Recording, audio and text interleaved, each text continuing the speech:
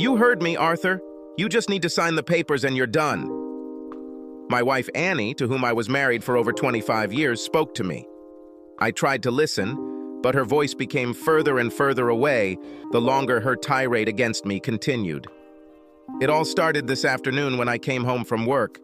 She sat at the table with a glass of wine and a determined expression on her face. But unfortunately, she only had one glass for her, and she drank from it. Because the conversation was getting complicated, she didn't think I might like it, or given the way the conversation was going, that I might need a drink too. I knew it was going to be bad when I sat down. She didn't ask how my day was, she just immediately let me know that she was leaving me. Annie had found her soulmate, someone who made her heart sing in a way I never could, and I was no longer good enough for her. It was difficult for me to hear her. The problem was that as her voice got louder, everything sounded quieter and quieter to me. Our story was pretty typical. Annie and I met in high school and stayed together. Our daughter Sally was born about 6 months after we got married. She wasn't the main reason we got married, but it was on the agenda. Today we both had good jobs, although we were not rich. I would say we were upper middle class. We had already paid off a house a few years ago and had a decent savings account. We often said we loved each other, took regular family vacations, and although we didn't have as much sex as when we first got married, we still had it on average a couple times a week. I thought we loved each other deeply and would say we would grow old together until today. Annie was still ranting, her face turning red as she continued to tell me what was going on. Arthur, look at me. It was becoming difficult for me to concentrate, but I turned my head towards her. You must sign these papers. She continued to point to the documents in front of me. Her voice was demanding, but it was hard for me to concentrate. It was as if the light and colors in the room had faded, although the light was on in the kitchen. Mentally, I was upset, but my body didn't react. And the longer I didn't react, the more furious Annie became. The last thing I can remember is Annie slapping me. I didn't feel the impact. I just thought it would leave a big red mark on my face. But again, I could not move, and the world continued to plunge into darkness. It was a long day. Classes at the university were postponed because there was an accident. The electricity went out, and we were sent home. I couldn't figure out what was going on when I got home. The house was terribly quiet. The lights were on, my father's car was there, but my mother's was not. When I entered the kitchen, I threw my bag and books onto a chair. Dad was sitting at the table. He didn't move. He just looked into space. On the other side of the table, there was an open bottle of my mother's wine and an almost empty glass. In front of my dad lay a stack of papers with many "sign here" inscriptions on them. I walked up to my dad and touched his shoulder from behind. Hi, Dad. I expected him to turn around, but he didn't react. I walked around and looked at his face, and I couldn't help but gasp. His eyes glazed over, becoming almost milky white, and it looked like tears were flowing from his eyes before, but he didn't blink. A stream of saliva came out of his mouth and began to drip onto his lap. I felt panic. Dad! Wake up, Dad! I couldn't help but cry. A minute later, Dad still didn't answer. I knew I had to calm down. I told myself, slow down, Sally. Daddy needs help.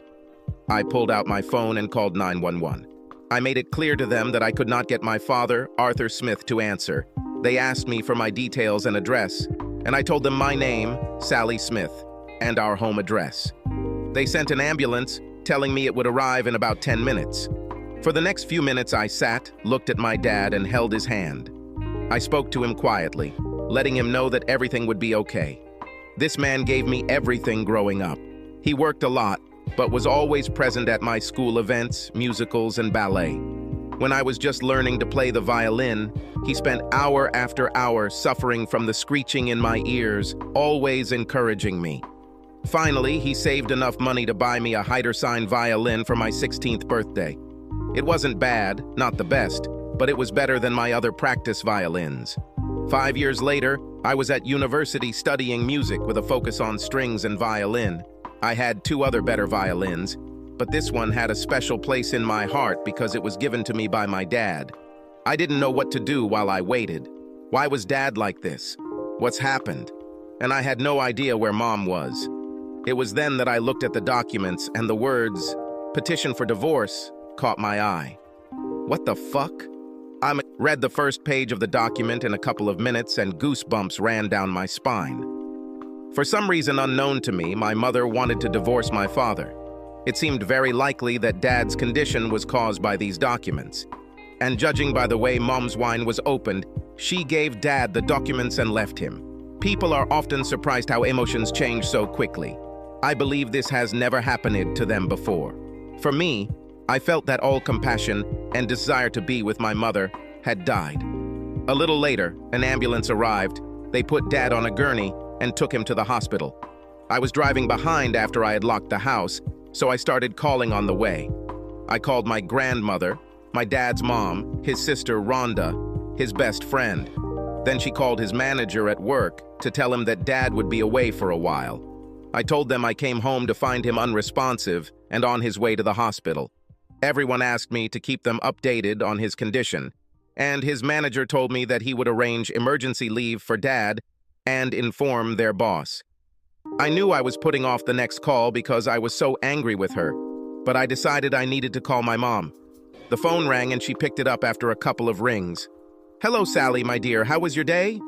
Wow, just wow. Of course, my mother wasn't so naive as to think that I wouldn't know what was going on. Almost an hour had passed since I entered the house and found Dad. Mom knew my schedule, and from the time it was clear to her that I was already home and found out everything. "Where are you, Mom?" "I left your father." She fell silent, not wanting to say anything. I felt her hesitation. "So, in other words, you just destroyed my father, your husband, and left him without caring about it?" "Oh no, honey. I tried to explain to your father about Paul and what was going on, but he didn't react, so I thought it best to leave and let him realize that we won't be together anymore." She tried to sound like it was easy. However, having found Dad like I did, it was more than likely that she had simply ripped his heart out and thrown it at the wall while he watched, if my guess was correct. "You abandoned him when he needed help. Are you really that heartless? Do you know what's going on now, or don't you care?" Anger began to seep into my voice. "Sweetie, don't be mad now. I know this is a little shocking, but your dad will be okay. I will only ask for what is mine and some support while Paul waits to marry me. Yes, my mother has lost touch with reality." "Wicked. You haven't seen me angry yet, Mom? And just so you know, I'm on my way to pick up my dad at the hospital right now. He's in the ambulance. And when I got home, he looked like he had a stroke." "Oh, Sally, my dear, I'm sorry to hear this, but..." "No fucking buts, Mom. Let me ask you, is this Paul? You're going to see the same Paul from your job that you kept talking about?" She hesitated. "Yes, darling. Paul was the person at my mother's work that she never shut up about." "So, I take it he's a dozen years younger than you? And how long have you been having an affair with him?" She hesitated again. 6 months. "So, for the last 6 months, you've been having sex with someone from your job behind your father's back. You lied to Dad and me, hiding your relationship with your lover. I had no idea you were a fucking slut, Mom, and apparently neither did Dad, judging by the state you just left him in. How the hell did you think any of us would be happy about this?" "Well, I suppose not at first, but as soon as we live with Paul, you will understand that we are made for each other." She just mentioned it in the plural for the second time. Did she think I would leave my dad to move in with her and her asshole boyfriend? I felt like I was seething with anger. I knew I would say something stupid if I didn't stop. "I'm going to hang up now before I tell you something that I may not be able to take back, but let me be completely clear. I will not be moving away from Daddy, and there is no way in hell I will go anywhere near Paul, let alone anywhere near his house where you are slutty with him." "Sally Smith," she shouted, "I am your mother, and you will not talk to me like that no matter how upset you are." Then I think we're done talking. And I hung up before she could say anything else. If she thought I was going to condone what she was doing, she was crazy. She tried to call me back several times, then she started calling my dad's phone, which was stupid because even if he had it, I doubt he would have answered her call. I had my dad's phone, so I ignored all her calls. By the time I got to the hospital, the ambulance crew had admitted Dad and he was in the room under observation. Aunt Rhonda showed up and let me know that she had also received a few calls from my mother, but wasn't sure what was going on other than that her brother was in the hospital. When I explained what happened, Aunt Rhonda blushed so hard that I could almost see steam coming out of her ears. "Sally, do you have the documents that bitch left for my brother?" "Of course, Aunt Rhonda here." In addition to being my aunt, Rhonda was also our family lawyer. So for the next hour, we sat next to Dad while Rhonda read the documents and took notes, occasionally swearing under her breath. Doctors and nurses periodically came in and out of the room, checking on Dad. "Well, the bad news is that your mother is going to divorce your father. The timeline outlined here shows that this has been going on for over 2 months and should have been filed this week, or it would have cost her far more than her legal team's fees." I shrugged. I had every excuse my mother could give me. Because of what she did, I no longer wanted Dad to be with her. It was strange. I was never a daddy's girl. I always looked up to my mother, but her act was simply disgusting. Paul, her soulmate, did it. No matter what, Mom and Dad shouldn't be together anymore. Rhonda continued, "The good news is that she hired a crooked lawyer to represent her. She will have to pay him a lot just for the divorce and much more if the case goes to court." She smirked. "Whereas my dear brother has the best lawyer in town, and he's going to get a 100% family discount." We smiled at each other for the first time that evening. Also, some of the claims here, where she wants 50% of the money in the house and 60% of the financial assets, plus spousal support and child support, are probably pretty ridiculous. "I'm going to guess from your reaction that you don't plan to live with your mother?" I shook my head. Good. I have some initial thoughts, but we need to see what happens to your father over the next 24 hours. Your mother may already be in trouble for abandoning him and could be facing charges of mental cruelty." The next few days flew by as doctors constantly checked on Dad. Physically, he was fine and healthy, but he was simply unresponsive. I studied in a hospital chair by the bed with a laptop and textbook in my hands. Every now and then, one of the family would come by to give me a break, and I would go home, sleep for a few hours, change my clothes, and come back. I admit, I cried a lot when I was alone in the house. One of the big surprises was that the owner of the company where Dad worked came to check on him. Although I knew his manager, Tom, I had never met his actual boss. Surprise! It was a woman. Tina Williams was a striking woman, sensual, slender, with tanned skin, dark raven hair, and blue eyes that I could tell sparkled, making every man alive and probably some women swoon. It turns out my dad was one of a group at his work who was there for Tina a few years ago when she went through a messy divorce. Her cheating ex-husband tried to take away her daughter and most of their savings, and almost got half of her business before Dad introduced her to Aunt Rhonda. Rhonda turned the tables, eliminating the need for Tina to give away any part of her business and ensuring that Tina received child support for their then 6-year-old daughter. Tina came several times and was stunned when I told her the general outline of what happened and why he was here in the hospital. She would bring cards from everyone at Dad's work and sit and hold his hand and tell him stories from work that happened while he was away. It turns out that my father was the life of the party in the office, and everyone couldn't get enough of his antics. I should tell you that Dad is an accountant by profession and works for one of the financial companies that help banks process payments to financial institutions. It can be a tiring job, but apparently my dad makes the workday a little brighter for everyone. One afternoon, about 2 weeks later, I had just returned from home. When I entered the room, Rhonda and Tina were finishing their conversation. I could tell it was a little heated, but their anger was directed at my mother, not each other. My mother wrote a letter to Tina demanding that she be given access to all of Dad's bonuses over the past few years. It didn't matter that the money had already been paid. The letter demanded that she receive 50% of it in a specified bank account within 30 days, or she would sue Tina. Apart from the stupidity of asking for money already paid, it looks like she and her new beau are short of cash. since I froze all their joint assets while Arthur is being treated," Rhonda said with a very predatory grin on her face. I laughed, announcing my presence.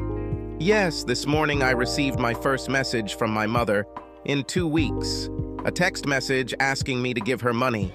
I didn't answer because I was still very upset about her actions. I mean, she hasn't asked about Dad once since I told her what she did to him. Over the past couple of weeks, Tina has become very worried about my father's hurt feelings. Whenever my mother was mentioned, her eyes would narrow and her voice would drop an octave, indicating a deep dislike of her. It was almost as if I could see flames appearing around the edges of those burning eyes. I just hoped she would never have to sit in a room with my mother. I was afraid she might burn it down. I may not love my mother very much now, but she was still my mother. She destroyed the most wonderful person. Sally, if it weren't for your father, I wouldn't have my Clarissa or my business. Many people in the office helped me during one of the hardest moments of my life, but your father spent a lot of time listening to me. He never judged my ex-husband or me, he just let me vent. No one has ever really done this without voicing their opinion. He introduced me to your aunt, making sure I was looked after. If he was a single man, I would pursue him with everything I had after the divorce. I shrugged and let a smile light up my face. Well, soon he will be a lonely man. This brought realization to their faces. Rhonda giggled, and Tina smiled. Thank you, Sally. I needed it. I still can't believe what your mother did to him, or that she rejected such a wonderful man. I have to go to the office, but first, I'll do this. Tina walked up to my father, and as Rhonda and I watched, leaned over and kissed him gently but sincerely on the lips. She looked at us and smiled, but her smile turned to shock a moment later when my dad groaned.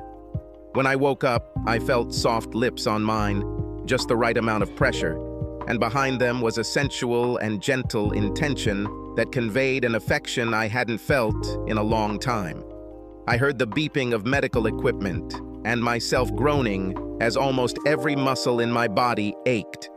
I expected Annie to be standing over my bed when I opened my eyes after such a tender kiss, but there was Tina standing there with a smile on her face. Tina? Sally and Rhonda came up from the other side of the bed. It's okay, Daddy. Everything will be fine with you, do you hear? My memories caught up with me a moment later, and I realized that Annie was leaving me, or, more likely, had already left me. What's happened, Ed? Over the next few minutes, the three of them filled me in on how Sally had discovered that I was unresponsive and called an ambulance. How she had found divorce papers that said Annie had been cheating on me for several years, months. I found out how Annie threatened Tina once Rhonda blocked our finances until they found out what was happening to me. How long? 2 weeks, Arthur, Rhonda answered. I looked at Tina. Tina, did you kiss me? Tina blushed. Yes, sorry, I was going back to the office and saying goodbye.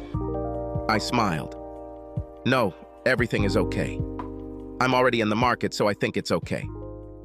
Over the next few hours, I was examined by numerous doctors. Examinations, blood tests, MRI. Tina canceled her visit to the office and stayed here, as did Rhonda and Sally. Among the doctors who came to see me was a psychologist. I told him how I came home and found Annie drinking alone, and she told me she was leaving me. Then I told him, when she began to intensify the onslaught, the world began to lose color. The light and sound disappeared, and it was difficult for me to move, although I wanted to. My last memory was of Annie punching me in the face and screaming at me, but I couldn't understand her words. All the girls gasped in unison when they learned that Annie was beating me while I couldn't respond. Dad, what time do you think this happened? I'd say it was about 5:30, baby. Why do you need to know this? Because it was after 7:30 when I got home and found you, so I guess Mom must have left you there alone for quite a long time. The psychologist intervened. It's not unusual for someone in your situation to be abused while they don't respond. And in your case, I would say that you went into some shock when you heard your wife announce that she was leaving you. Of course, this is a much more extreme case than we usually see, but it makes sense. Rhonda spoke. When Arthur was little, there was a bully several years older than him. He teased Arthur quite often, and one day one of the parents in the neighborhood found Arthur lying on the ground in the park. From what our parents told me, they put him to bed and he woke up the next morning. No one ever thought much about it since the next day he woke up at the same time as usual. But it really happened. I nodded. I remember Billy pushing me and teasing me in the park. After a while, I don't remember what happened, but when I woke up, Mom and Dad told me that I had lost consciousness and someone had carried me home. When I told them about Billy, they went and talked to his parents. The next day, Billy came up to me at school and apologized. I chuckled at the memory. I don't think it was sincere, but after that day, he never bothered me again. Well, I think we may have some repetition here, the psychologist said. In many ways, the mind is still poorly understood. However, if something like this has happened before, it makes sense that it could happen again. I frowned. He smiled. I wouldn't worry too much. With the love and attention of these three lovely ladies, even if something happens again, I think you will be well taken care of. We talked for a few more minutes before he excused himself and left. I also felt tired. This may sound strange to someone who has been sleeping for the past 2 weeks, but I was tired, so I sent all three girls home to get some rest and told them they could come see me tomorrow and make sure I was okay.